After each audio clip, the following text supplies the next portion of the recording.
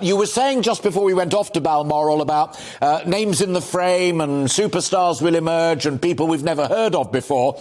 But David Mellor earlier was talking about the importance of having a really powerful deputy, either called Deputy Prime Minister or de facto Deputy Prime Minister, like Willie Whitelaw, like John Wakeham.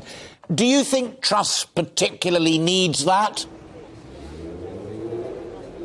Well, the response to the question is, who are the Willies in the party now? Who is the Willie Whitehall? There's no one with the gravitas or experience to take the place that he occupied for Margaret Thatcher. I think the Brexit wars and the COVID fallout mean that a lot of people have been engaged in internecine warfare, and there's no one with that kind of clout across the party right now. So in their absence, it may be a very loyal lieutenant, someone like Therese Coffey, whom has been Liz Truss's friend from the day they both entered Parliament in 2010 together. That's the closest thing you're going to get in the absence, because frankly there aren't the statesmen that we once had, because the party has changed a great deal. But Therese Coffey will probably be the closest thing Liz Truss has to Willie Whitelaw.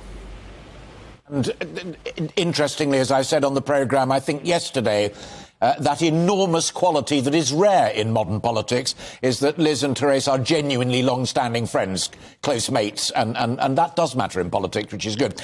The other thing I was keen to ask you, because of the people that you talk to and how you read these things, is that it's the Penny Mordaunt issue.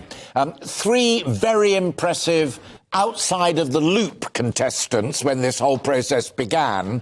Badenoch, we think, has been found a very senior berth already. There's talk that Tugendhat stops being the chair of the Foreign Affairs Select Committee and may go to security, but also get to attend Cabinet. And then the Telegraph, for whom your great editor also writes regularly, says Truss urged to make Penny Mordaunt Deputy Prime Minister.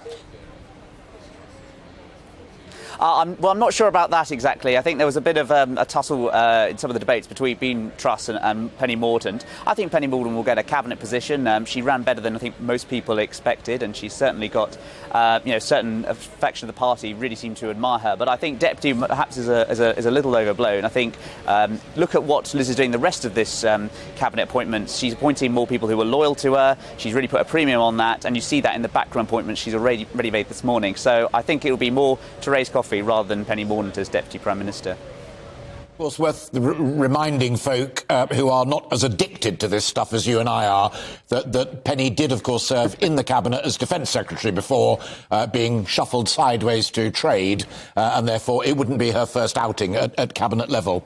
The final point I want to ask for your reflections upon are, as it were, not only the comings but also the goings. Dominic Raab and Priti Patel, ahead of the game, reading the runes, knowing what was going to happen, and off they jolly well go. How worried should Liz Truss be that one or all of them will become positions of critical mass on the backbenches? That's a really good point, and I think you've got a party that's been in government now for 12 years. There's a lot of the dispossessed and never possessed on those backbenches, and party management will be a key problem, and that's interlinked with the economy. If the economy is going bad, people will get more restless. Those people who lost office will be more likely to stir some trouble up for her. So it's something to keep an eye on, and so I would be worried about that if I were her.